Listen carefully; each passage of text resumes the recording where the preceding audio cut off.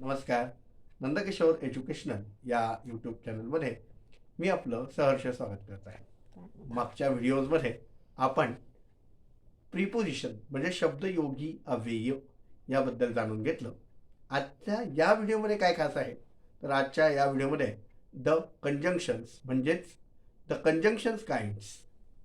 आता the conjunctions kind म्हणजे काय तर आपण पार्ट ऑफ स्पीच पाहत आलेलो आहोत आणि शब्दयोगी अव्यय आपण पाहिले, क्रियाविशेषण अव्यय आपण पाहिले. आज आपण उभ्या नवी अव्ययांबद्दल जाणून घेणार आहोत. आता उभ्या नवी अव्ययांना इंग्लिशमध्ये कंजंक्शन म्हणजेच कंजंक्शन असं म्हणतात. आता कंजंक्शन्सचं स्पेलिंग CONJUNCTION याचे समुच्चय बोधक अव्यय म्हणजे उभ्या नवी अव्यय असं म्हणतात. आता याचे दोन प्रकार पडतात. त्यापैकी एक कोऑर्डिनेटिंग कंजंक्शन म्हणजे समान दर्जाचे संयोजक अव्यय. आता समान दर्जाचे संयोजक अव्यय म्हणजे काय तर हे कंजंक्शन किंवा ह्या प्रकारचे कंजंक्शन्स काय करतात तर शब्दांना दोनपेक्षा अधिक शब्दांना एकत्र आणतात किंवा पोटवाक्यांना एकत्रित आणतात किंवा वाक्यांना एकत्रित आणण्याचं काम करतात.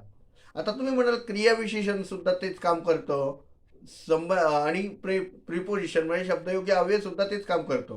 पण क्रियाविशेषण क्रियापदाबद्दल बोलतं आणि त्याच्याविषयी माहिती देतं. संबंधबोधक अव्यय म्हणजे प्रिपोजिशन जे आहे शब्दयोगी अव्यय सुद्धा तेच काम करतं पण ते अधिकची माहिती देतं. पण कंजंक्शन्स काय करत असतं, कंजंक्शन आपलं कामाशी काम करत असतं. जसं आता बघा, राम आणि मोहन हे मित्र आहेत. तर हे वाक्य इंग्लिशमध्ये कसं होणार, Ram and Mohan are friends. लक्षात आलं. पुढचं वाक्य बघा, either do it or deny. एकतर हे कर, एकतर स्वीकार, नाही तर सोडून दे. आता मी बरेच वाक्य मराठीत ट्रान्सलेशन करून सांगत आलोय आजपर्यंत, पण आता आपला दर्जा वाढतो आहे, आपली पातळी वाढते आहे, तर आपण मी जी वाक्य इथे बोलणार आहे त्याचा अनुवाद स्वतः करण्याचा प्रयत्न करा. मी मुद्दामून काही वाक्यांचा अनुवाद आपल्याला सांगणार नाही आहे. जसं बघा, my brother is ill but my sister is well. काय सांगितलं मी, my brother is ill but my sister is well. I will die some day for all men are mortal. You और आय मस्ट डू इट. आता मुख्य coordinating conjunction जे आहे म्हणजे समान दर्जाचे कंजंक्शन जे आहे तर त्याचे दोन प्रकार आहे. एक कोऑर्डिनेटिंग आणि दुसरं सबऑर्डिनेटिंग असतं. म्हणजे हे जे आपण कंजंक्शन्स पाहिलं, कोणतं जे कंजंक्शन्स पाहिलं तर त्याच्यात दोन प्रकार, कोऑर्डिनेटिंग आणि सबऑर्डिनेटिंग. तर आता आपण याच्यात कोऑर्डिनेटिंग जे आहे मुख्य म्हणजे समान दर्जाचे जे संयोगिक कंजंक्शन जे आहे याचे एकूण 4 प्रकार पडतात.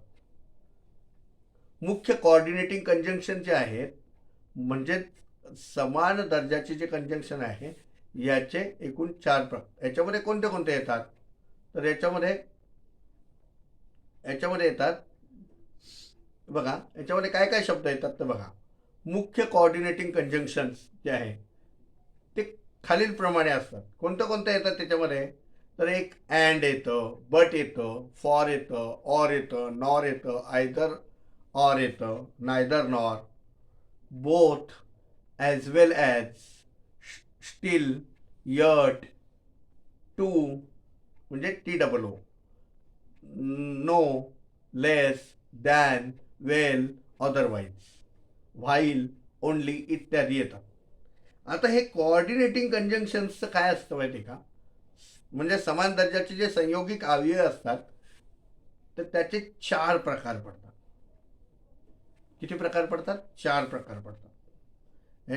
कंजंक्शनाचे मुख्य 2 प्रकार आहेत. कोणते, कोऑर्डिनेटिंग आणि सबऑर्डिनेटिंग. पण हे जे कोऑर्डिनेटिंग आहे याचे आणखी 4 प्रकार पडतात. त्यापैकी एक आहे कॉम्युलेटिव्ह ऑर कॉप्युलेटिव्ह कंजंक्शन. आता कॉम्युलेटिव्ह आणि कॉप्युलेटिव्ह मध्ये याच्यामध्ये बघा, याच्यामध्ये मी वाक्य वाचतो. आता ह्याच्यामध्ये बघा, he came and finish his work. तो आला आणि त्याने त्याचं काम पूर्ण केलं. याच्यामध्ये कोणतं कंजंक्शन झालं तर याच्यामध्ये आणि हे कॉप्युलेटिव्ह किंवा कॉम्युलेटिव्ह कंजंक्शन झालं. आता कॉप्युलेटिव्ह म्हणजे काय, COPULATIV कॉप्युलेटिव्ह, किंवा याला तुम्ही कॉम्युलेटिव्ह पण म्हणू शकता, CUMULATIV कॉप्युलेटिव्ह किंवा कॉम्युलेटिव्ह. त्यात काय, ही केम अँड तो आला आणि फिनिश्ड हिज वर्क म्हणजे तो आला आणि त्याचं काम त्याने पूर्ण केलं. आता अल्सोचा वापर बघा, he is wise and his son also म्हणजे तो तर हुशार आहेच पण शिवाय त्याचा मुलगा सुद्धा कसा आहे, हुशार आहे. आता ॲज वेल ॲजचा वापर बघा, as well as Rama as well as his brother went to Delhi. Ram तर दिल्लीला जातच आहे पण त्याचा भाऊ सुद्धा कुठे जातोय, दिल्लीला जातो आहे. लक्षात आलं. आता बोथचा वापर, and he was both expelled and fined. आता नाऊचा वापर बघा, now he reach the college, now the second period had begun. आता टू चा वापर बघा, the boy was lazy and careless too. मुलगा आळशी तर होताच पण केअरलेस पण म्हणजे निष्काळजीही. ॲज वेल, आता वेलचा वापर, you had done your work well, you may go. आता अशा प्रकारचे जे कंजंक्शन्स आहे किंवा ह्या प्रकारच्या संयोगिक अवयवमध्ये आहे जे कॉम्युलेटिव्ह आहे त्याच्यामध्ये काय केलं आहे, साधारणतः एका स्टेटमेंटचं म्हणजे एक विधान दुसऱ्या विधानाशी काय केलेलं आहे, जोडलेलं आहे. आता बघा, अल्टरनेटिव्ह ऑर डिस्जंक्टिव्ह कंजंक्शन्स. आता आपण काय पाहणार आहोत, अल्टरनेटिव्ह किंवा डिस्जंक्टिव्ह कंजंक्शन्स. आता याच्यामध्ये काय असतं, आयदर ऑर चा वापर याच्यामध्ये बघायचा, एकतर हे किंवा ते. आयदर ऑर म्हणजे हे किंवा ते. आता बघा, डिस्जंक्टिव्ह किंवा अल्टरनेटिव्ह कंजंक्शनचा आपण पाहतो. Either you or your friend has done it. एकतर तू किंवा तुझ्या मित्राने दोघांपैकी कोणीतरी हे केलंय. एल्स. आता एल्सचा वापर बघा, ELSE else. Keep him with you else I शाल टर्न हिम आउट. लक्षात आलं. तसं नायदरचा वापर बघा. आता नायदर म्हणजे काय, नायदर नॉरचा वापर, हेही नाही आणि तेही नाही. आता neither Hari nor his brother did it. Neither Hari nor his brother is did म्हणजे काय, हे हरीनेही केलं नाही आणि त्याच्या भावानेही केलेलं नाही. दुसरं वाक्य बघा याच्या संदर्भात, अल्टरनेटिव्ह पाहतोय आपण. O give me my pen or pay its price. एकतर माझं पेन दे, काय सांगितलं त्याने, O give me my pen or pay its price. एकतर माझं पेन परत कर नाही तर त्याची किंमत दे, असं त्यांनी म्हटलेलं आहे. कळलं. आपण कोऑर्डिनेटिव्ह कंजंक्शनचे 4 प्रकार पाहतोय. त्यातलं पहिलं आपण पाहिलं कॉम्युलेटिव्ह किंवा कॉप्युलेटिव्ह.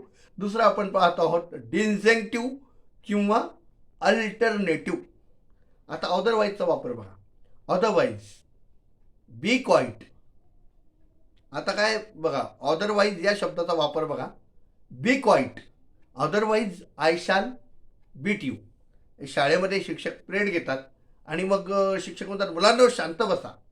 एखादा उर्मट विद्यार्थी असतो म्हणतो नाहीतर काय, मग शिक्षक म्हणतात otherwise I will punish you, मतलब मारेल. मग हे असे कंजंक्शन्स म्हणजे अल्टरनेटिव्ह किंवा डिन्झेंटिव्ह कंजंक्शन्स काय करतात, तर असे ते अशा वाक्यांना किंवा शब्दांना जोडतात. त्यापैकी काय असतं की त्यांना तिथे पर्याय दिला जातो की एकतर तू शांत बस, नाही तर मग शिक्षा घे. लक्षात आलं का? अशा प्रकारे आपण आपल्याला दिलेली माहिती समजली असेल. माझ्या ह्या व्हिडिओला जास्तीत जास्त लोकांपर्यंत पोहोचवा. आपल्याला 2024च्या खूप खूप शुभेच्छा. आणि मला तुमच्या काही समस्या असेल, तुम्हाला काही विचारायचं असेल तर बिनधास्त तुम्ही कॉमेंटमध्ये टाका. मी माझ्या पद्धतीने तुम्हाला एक्सप्लेन करण्याचा प्रयत्न करत आहे. माझे हे व्हिडिओ जास्तीत जास्त लोकांपर्यंत पोहोचवा हीच अपेक्षा. चला भेटूया अशाच एका नवीन व्हिडिओमध्ये. तोपर्यंत खुश राहा, आनंदी राहा. धन्यवाद.